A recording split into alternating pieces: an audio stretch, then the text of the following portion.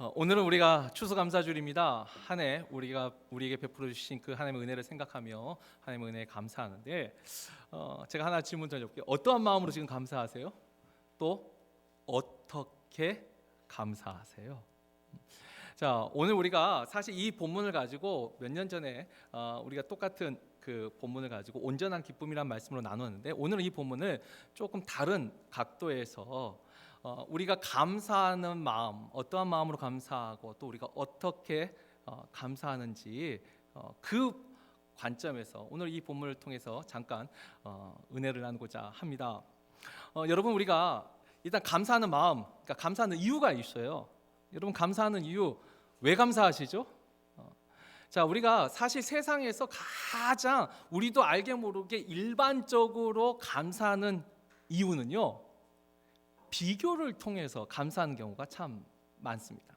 이 비교라는 게 뭐냐면 꼭 남과의 비교도 있지만 또 어떤 나의 과거라든지 나의 현재 그 상황에서 뭔가 하여튼가 비교를 통해서 우리는 이건 참 감사한 일이다 라고 생각하면서 우리는 감사를 합니다. 자, 이와 같은 감사가 성경에도 나와 있어요. 우리 누가복음 18장 11절 말씀 한번 같이 읽어볼까요? 자, 다 같이 읽겠습니다. 바리새인은 서서 따로 기도하며 이르되, 하나님이여, 나는 다른 사람들 곧 토색, 불의, 간음을 하는 자들과 같지 아니하고 이 세리야도 같지 아니함을 감사하나이다. 그러니까 우리가 감사할 때 이 나보다 이 비교를 통해서, 여기 이 경우는 이제 다른 사람과의 비교죠. 내가 이렇지 않아서 감사합니다. 또 이 성경에는 없지만 우리가 유대인의 감사라고, 유대인들의 감사 기도, 실제 기도, 그 기도문이에요. 거기 보면 특히 남자들은 내가 여자로 태어나지 않아서 감사하고, 내가 이방인으로 태어나지 않아서 감사하고. 자, 이런 그 비교를 통한 감사가 우리가 이제 일반적으로 말할 때는 이런 말 하죠. 감사할 일이 있어야지 감사하지. 그러니까 이 감사할 것이 있어야지 감사한다는 말을 쓰는 그 바탕에는 바로 이 비교를 통한 감사가 있어요. 그 이유가. 자, 그런데 뭔가 이렇게 서로 비교해서 내가 더 낫다라고 생각할 때 감사하면 참 좋아요. 그래서 우리가 감사할 때는 항상 어떻게 하죠? 비교를 하면 누구하고 비교해야 돼요? 나보다 못한 사람과 비교하란 말을 듣잖아요. 그런데 만약에 비교하는 대상보다 내가 좀이라도 나으면 감사한데 못할 경우는 어떡하죠? 자, 아까 했죠. 꼭 남이 아니라도 과거하고 비교해볼 때 작년보다 올해 더 힘들었어요. 그럼 어떻게 감사하기가 좀 어려울 수 있어요. 비교를 통한 감사는. 또 남도 그래요. 저 사람 나보다 잘난 사람 보면은 감사하기가 참 어려워요. 근데 그 사람도 예를 들면 악인의 형통이 있어요. 그래, 복받을 만한 짓을, 우리가 복받을 일을 하는 사람들이 복받은 건 그래도 약간 부럽지만 그래도 it's okay. 근데 문제는 저 사람은 복을 받으면 안 되는데 복을 받았어요. 그러면 이제 속이 상하는 거죠. 우리가 시편에도 보면 그래서 악인의 형통에 대해서 시험 든 이 기도 내용들이 있어요.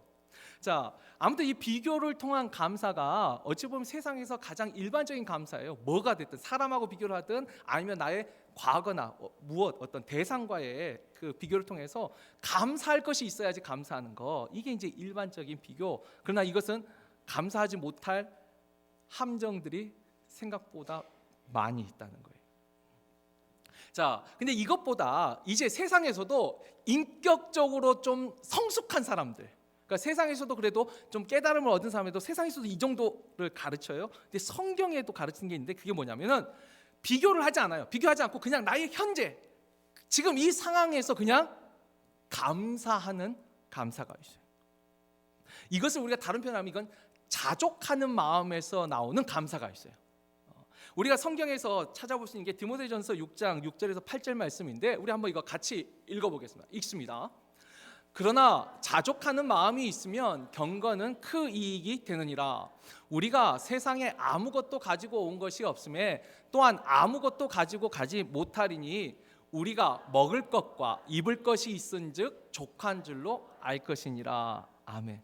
그러니까 우리가 자족하는 마음이 있으면 그래도 올 한 해 안 굶었어요. 우리가 올 한 해 아프긴 했어요. 그래도 잘 치료받고 그래도 건강 회복했어요. 그냥 지금 이 상태로 그래, 이것으로도 참 감사하다. 현재에 자족하는 마음으로 감사하는 게, 이런 마음이 있으면 우리가 경건 신앙생활 할 때도 큰 유익이 있어요. 세상에서도 이런 마음을 갖는 사람들은 그 세상에서도 굉장히 인격적으로 이제 성숙한 사람들이죠. 말 그대로 일용할 양식이 있음에 감사하는 것입니다. 자, 그런데 이런 자족하는 마음으로 감사하는 것도 참 훌륭한 수준의 감사예요. 그런데 문제는 자족하지 못할 정도로 지금 현실이 어렵다면, 아까 먹을 것이 있고 입을 것이 있으면 내가 족한 줄 알고 감사하며 살 수 있어요. 근데 먹을 것이 없어요. 오늘 입을 게 없어요. 잘 지내왔는데 올 한 해는 모르세요? 혹시 빚지고 올 한 해 산 분 계세요? 빚이 남은 거예요. 빚이. 그러니까 그냥 있으면 자족하고 나 살 수 있는데 남에게 빚을 졌어요. 또 반대로 반대가 아니죠. 또 다른 예를 들면 큰 재해, 작년에는 우리가 그 연말에 그 특별히 성탄절 직전에 그 저 위에 산불 크게 났었잖아요. 정말 그렇게 재해가 났어요. 그냥 뭐 큰 욕심도 없었어요. 그냥 있는 그 상태로도 감사할 수 있었는데 그것마저도 잃어버렸을 때, 그때 감사하기는, 이 자족하는 마음 가지고는 어렵습니다. 그러니까 이 자족하는 마음도 분명히 성숙한 감사이긴 하지만 그 자족할 수 없을 정도의 어떤 비참한 현실 속에서는 이 감사하기가 쉽지 않더라는 것이죠. 자, 그래서 이것보다 이제 조금 더 이 믿음 안에서 성숙한 감사가 있는데, 그게 뭐죠? 이게 진짜 믿음으로 하는 감사가 있어요. 자, 이 대표적인 감사, 우리 하박국 3장 17절 18절 말씀 또 한번 같이 읽어볼까요? 읽겠습니다.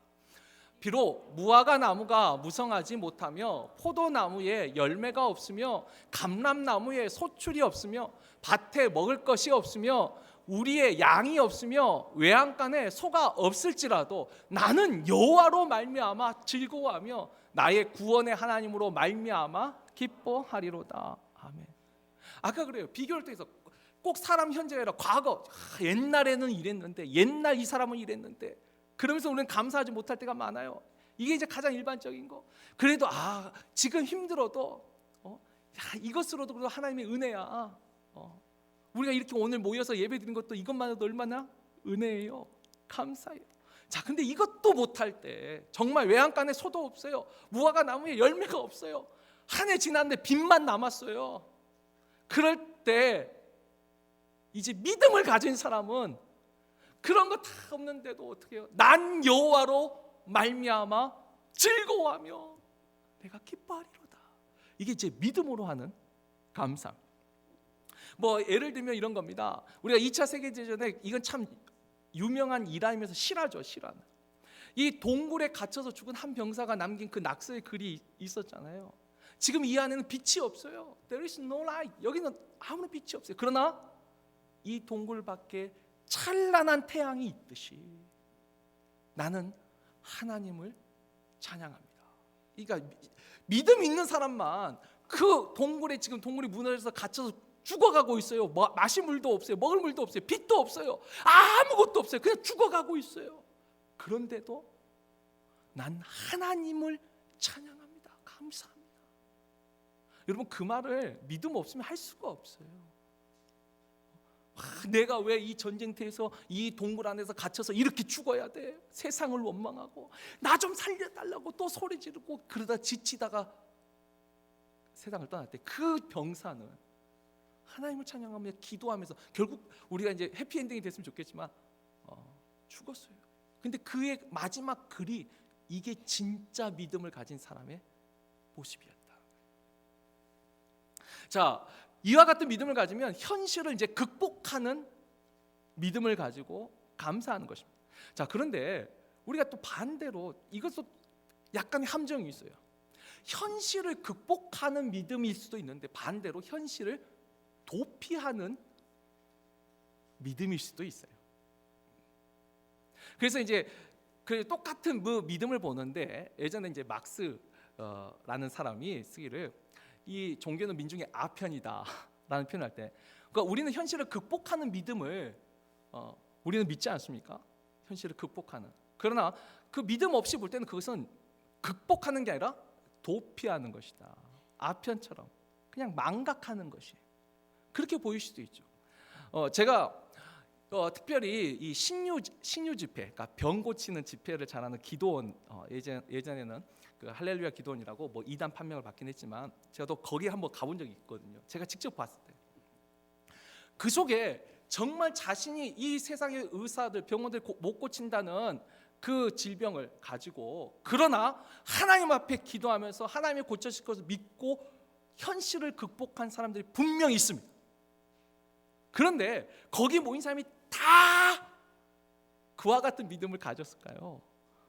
제가 그때 한 일주일간 그곳에 있어서 참 많은 사람을 봤는데, 아니요, 그 중에 어떤 분들은 분명히 현실을 극복이 아니라 현실로부터 도피해서 그 집회에 오신 분들이 계세요.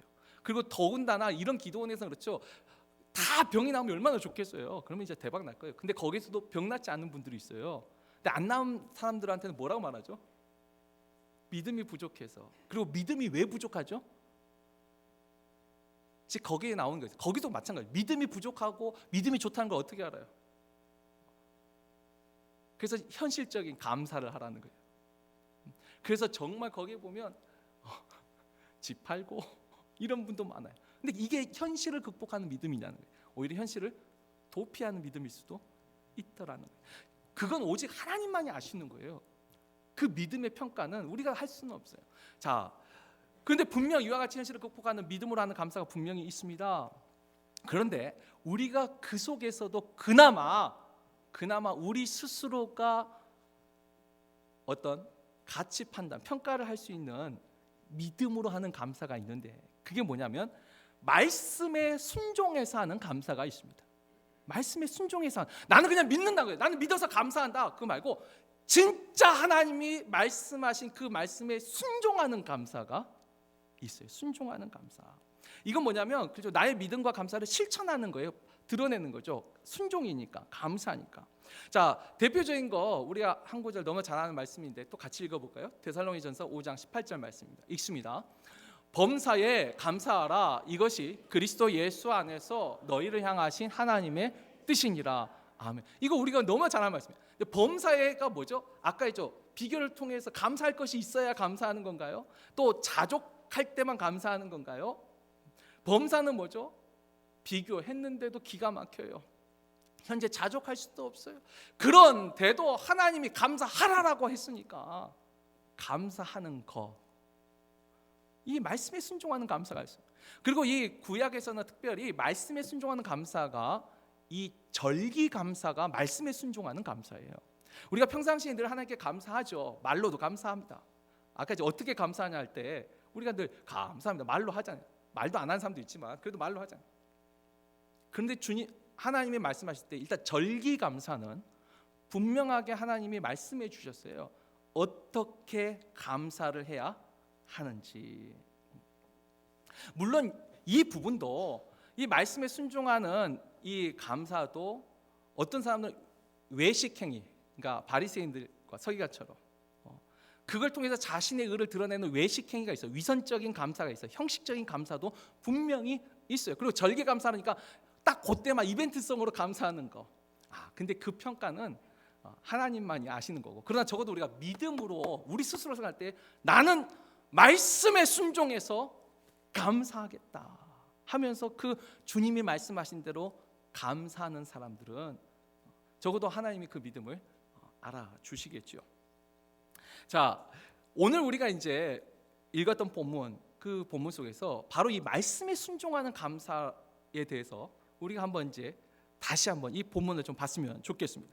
자, 오늘 읽었던 본문 14절 일단 보죠. 13절에 이제 너희가 다 추수를 한 다음에 초막절이 우리가 아는 이제 땡스기빙, 추수감사절이에요. 근데 14절에 이렇게 말씀하세요. 너희가 절기를 지킬 때는 어떻게 해야 돼요? 너와 내 자녀와 노비와 내 성중에 거주하는 레위인과 객과 고아와 과부가 함께 함께 즐거워하되. 자, 근데 여러분 이 부분을 좀 나눠서 생각해요. 너와 내 자녀와 노비가, 일단 여기까지. 너와 내 자녀와 노비는요. 자, 이게 쉽게 말하면 식구예요. 여러분 식구 뜻이 뭐죠? 식구? 같이 밥 먹는 사람이에요. 그래서 제가 언제 막 그랬잖아요. 예배만 드리고 밥 안 먹고 가면 우리 식구가 아니에요. 밥을 먹어야 돼요. 같이 먹어야 돼요. 그게 식구예요, 식구.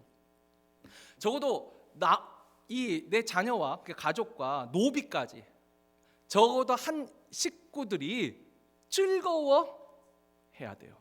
그래서 여러분 우리가 추수감사할 때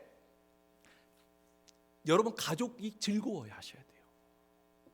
우리 교회로 치면 뭐죠? 오늘 이제 끝나고 할 추수감사 식사가 어떤 분들은 이런 식사를 또 구제하고 이렇게 다 좋아요. 그런데요, 우리도 즐거워해야 돼요. 우리가 먼저는 아니라 우리도 즐거워해야 돼요. 하나님이 그것을 원하셨어요. 그렇게 기뻐하기를, 그렇게 감사하기를. 어제 저녁 6시까지 음식 준비한 분들이 계세요. 얼마나 수고하면서. 근데 이거 하면서 억지로 했겠어요. 그래도 감사함으로. 또 여기서만 수고했겠어요. 오늘 또 음식 준비해 오신 분들 다 집에서 얼마나 또 수고하셨겠어요. 이게 뭐죠? 우리가 기쁨을 나누는 거예요. 이걸 하나님이 이렇게 감사하는 거예요. 너와 내 자녀와 노비가 즐거워하라. 자, 그리고 두 번째는 내 성중에 거하는 레위인과 객과 고아와 과부가 또 즐거워하라는 거예요. 자, 이건 뭘까요? 이건 어떻게 즐거워하는 거죠? 첫째, 여기 나온 사람들은 다 뭐냐면 당시 이스라엘 기준으로 하면은 이들은 기업이 없는 사람이에요. 그러니까 이 소득이, 레위인은 뭐죠? 하나님이 땅을 안 주셨어요. 그러니까 거둘 소출이 없어요. 레위인들의 소출은 어떻게 하죠? 다른 지파들의 감사함이 그들의 기업이에요. 그러니까 그 기업으로부터 레위인, 하나님이 그렇게 하나님이 세우신 질서이기 때문에 하나님이 그 세우신 말씀에 순종하는 걸 하나님이 기뻐하시는 거예요. 그리고 객도 뭐예요? 나그네도 기업이 없어요. 추수할 게 없고 지금 잠시 왔다 가니까. 고아와 과부도 말할 것이 없죠. 그러니까 이 사람들의 특징이 뭐죠? 기업이 없고 추수할 것이 없는 사회적인 약자라고 우리가 이제 표현할 수 있겠죠. 이 계층을 함께 즐거워하라는 거예요. 함께 즐거워하라. 자, 그렇다면 이제 생각해 보죠. 가족이 즐거워하는 것은 뭐 대강 이해가 됐어요. 근데 이와 같이 기업이 없고 추수할 것이 없는 사람과 함께 즐거워하라는 이 말씀은 어떻게 해야지만 함께 즐거워할 수 있을까요? 이 사람들이 우리가 맛있게 먹고 있는데 그 옆에서 어이구 나도 좋아요 나도 이러고 있을까요? 아니요. 어떻게 해야 되죠? 이게 바로 오늘 설교 제목이 뭔지 기억하세요? 나눔의 감사예요. 감사하는 방법이 있는데 어떤 사람은 말로만 감사한 사람이 있어요. 근데 이건 나눔을 통해서 감사하는 거예요. 나눔을 통하여서. 좀 더 구체적으로 말해볼까요? 추수감사절, 이 초막절 때 이 정상적으로 하나님의 말씀에 순종하려는 사람은, 자, 하나님이 두 가지를 말씀하세요. 밑에 16절, 17절에 이제 한번 보시죠. 오늘 보면 16, 17절 보면 너희 가운데 모든 남자는 1년에 3번 곧 무교절과 칠칠절과 초막절에, 아까 절기감사에 대한 거죠. 내 하나님 여호와께서 택하신 곳에서 너희 여호와를 배웁되 빈손으로 여호와를 배웁지 말고 각 사람이 내 하나님 여호와께서 주신 복을 따라 그 힘대로 드릴지니라. 자, 여기서 여호와를 빈손으로 뵙지 말고의 뜻이 뭐냐면 이 모든 절기 때는 드리는 그 예배가 화목제를 드렸습니다. 근데 여러분 들은 것이 있어요. 속죄제라든지 속건제라든지 번제라든지 이런 것들은요 드리기만 하는 거예요. 그건 하나님 앞에 드리고 또 하나님이 정한 제사장들이 그것을 먹을 수 있었습니다. 근데 유독 그 구약의 제사 중에 화목제, 이건 이제 이게 감사제. 감사 제물은 드린 사람이 그 제물을 같이 먹을 수 있었습니다. 제사장들과 함께. 자, 그래서 내 자녀와 가족과 노비가 즐거워할 수 있는 것은 하나님께 드리는 그 화목제 속에서 같이 즐길 수 있습니다. 화목제를 드려요. 그리고 두 번째, 아까 고아와 객과 과부는요 화목제물은 그들이 나눠 먹는 건 아닙니다. 화목제물은 드리는 자와 제사장들이 같이 먹는 거예요. 그리고 나머지는요, 이게 이제 나눔이에요. 이게 다른 표현은 구제예요. 이 절기 때 하나님의 말씀에 순종하여서 구제를 합니다. 자, 우리 신명기 26장 13절 말씀 한번 다 같이 읽습니다. 그리할 때에 내 하나님 여호와 앞에 아뢰기를 내가 성물을 내 집에서 내어 레위인과 객과 고아와 과부에게 주기를 주께서 내게 명령하신 명령대로 하였사오니 내가 주의 명령을 범하지도 아니하였고 잊지도 아니하였나이다. 아멘. 이게 뭐죠? 너희 집에서 그 추수한 것을 어떻게 해요? 내어주라는 거예요. 그들에게 이 성중에 거주하는 레위는 아까 했죠. 그 하목제는 그 성전에서 예배드리는 그 식구들이에요. 성중에 거하는 레위는, 내가 살고 있는 성중에 거하는 레위는 내가 따로 줘야 돼요. 내 성에, 그리고 먼 데 있는 뭐 객, 고아, 차 아니요. 내 주변에 있는, 지금 내 곁에 있는, 내 성중에 있는 나그네와 고아와 과부에게 나누어 줘서 그들로 하여금 기쁘게 하라, 즐거워하게 하라는 것입니다. 여러분, 이것이 하나님이 우리에게 말씀하신 감사하는 방법이었어요. 이렇게 감사라는 거예요. 그러니까 우리식으로 말하는 거죠. 예배와 나눔을 통하여서 하나님께 감사하라는 거예요. 우리는 그동안 예배에 대한 감사는 많은데 이 나눔에 대한 감사가 좀 약할 수도 있어요. 근데 예배 자체도 하나님이 기뻐하는 감사예요. 하나님 앞에 빈손으로 오지 말라고 하셨잖아요. 그걸 통하여서 우리가 다 함께 기뻐하고 즐거워하는. 오늘 우리가 이제 과일 생각보다 많이 쌓이진 않았지만 그래도 이것도 이게 말씀에 순종하고 말씀에 따라 감사하는 거예요. 이 나눔을 통하여서. 그래도 얼마나 이게 감사합니까? 오늘 우리가 이 작은 거지만 그래도 이 버뱅크 노스 사역 참 루디아 한나 여전도에서 참 날짜 잘 잡으시고 생각 잘하신 것 같아요. 정말 감사해요. 그래도 나누려고 하잖아요. 하나라도 나눌 수 있다는 거. 여러분, 그 나누는 거에 어떤 사람은 박스 하나 두 개도 상관없어요. 주님 아시죠? 화목제 할 때도 어떤 사람은 송아지를 드릴 수 있어요. 양을 드릴 수 있어요. 내 형편이 어려우면 비둘기, 그것도 비둘기도 어려우면 비둘기 새끼라도 드릴 수 있었어요. 하나님이 이걸 보는 게 아니죠. 내가 말씀에 순종했느냐, 얼마만큼 했느냐가 아니라 순종했느냐가 중요한 거예요. 순종했느냐, 말씀을 따라 순종함으로 믿음으로 하는 감사가 순종이 제사보다 낫다 지식으로만 한 게 아니라 진짜 하느냐는 거죠. 진짜 하느냐는 거예요. 그게 진짜 감사라는 거예요. 자, 여기서 이제 우리가 두 가지만 더 묵상하고 이제 말씀을 제가 맺겠습니다. 제가 그랬죠. 그 몇 년 전에 똑같은 본문으로 그때 온전한 기쁨이라는 말씀을 한번 나눴어요. 우리가 하나님 앞에 감사할 때 온전한 기쁨은요 두 가지가 있었어요.